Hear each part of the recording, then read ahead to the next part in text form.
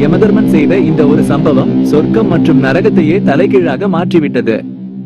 அப்படி யமன் என்ன செய்தார் என்று உங்களுக்கு தெரியுமா?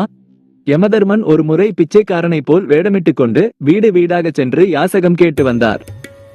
அப்போது அவர் சுதா என்ற பெண்ணிடம் பிச்சை கேட்டார். சுதாவும் அவளுடைய குழந்தையின் கையில் அரிசியை கொடுத்து ஒரு கைப்பிடி அரிசியை தானமாக வழங்கினாள். சிறிது நேரம் கழித்து ராதா என்ற மற்றொரு பெண்ணிடம் யமன் பிச்சை கேட்டார். ராதாவும் அவளது குழந்தையின் கையில் அரிசியை கொடுத்து தானமாக வழங்கினாள். காலம் கடந்தது. பல ஆண்டுகள் கழித்து சுதாவும் ராதாவும் இறந்து யமலோகம் சென்றனர். இவர்கள் இருவரையும் பார்த்த யமதர்மன் சுதாவை சொர்க்கத்திற்கும் ராதாவை நரகத்திற்கும் அனுப்புமாறு உத்தரவிட்டார். இதை கேட்டவுடன் மிகவும் கோபம் அடைந்த ராதா, ஏன் நான் மட்டும் நரகத்திற்கு செல்ல வேண்டும் என்று சத்தமிட்டாள். அதற்கு யமதர்மன், நான் யாசகத்திற்கு வந்த பொழுது நீ என்ன செய்தாய் என்று கேட்டார். அதற்கு ராதா, அவளும் நானும் ஒரே மாதிரியான சேவையை தானே செய்தோம், இருவருமே தானம் கொடுத்தோம், ஆனால் எனக்கு மட்டும் ஏன் நரகம் என ஆவேசமாக கேட்டாள்.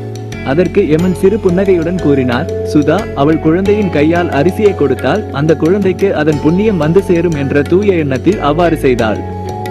ஆனால் நீயோ, குழந்தையின் கை மிகவும் சிறியதாக இருக்கும், அவள் கையில் கொடுத்தால் மிக குறைந்த அளவு அரிசியே செலவாகும் என்ற கணக்கு போட்டு கஞ்சத்தனமான எண்ணத்தில் தானம் செய்தாய். நீங்கள் இருவரும் செய்த செயல் ஒரே மாதிரியாக தெரிந்தாலும் உங்களுடைய எண்ணங்கள் வேறு வேறு. எண்ணம் போலவே வாழ்க்கை அமையும். அதாவது தானம் செய்யும் பொழுது எண்ணங்களில் கூட சுயநலம் இருக்கக்கூடாது. இதை கூறிய யமதர்மன் ராதாவை நரகத்திற்கு இழுத்துச் செல்லுமாறு ஆணையிட்டார்.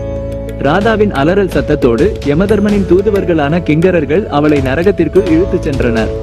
நல்லவர்களுக்கான அங்கீகாரம் நிச்சயம் ஒரு நாள் கிடைக்கும். அது வாழும் பொழுதாக இருந்தாலும் சரி அல்லது இறந்த பின்பாக இருந்தாலும் சரி. இந்த வீடியோவை லைக் செய்து யமதர்மன் செய்தது சரியா தவறா என்பதை மறக்காமல் கமெண்டில் சொல்லுங்கள்.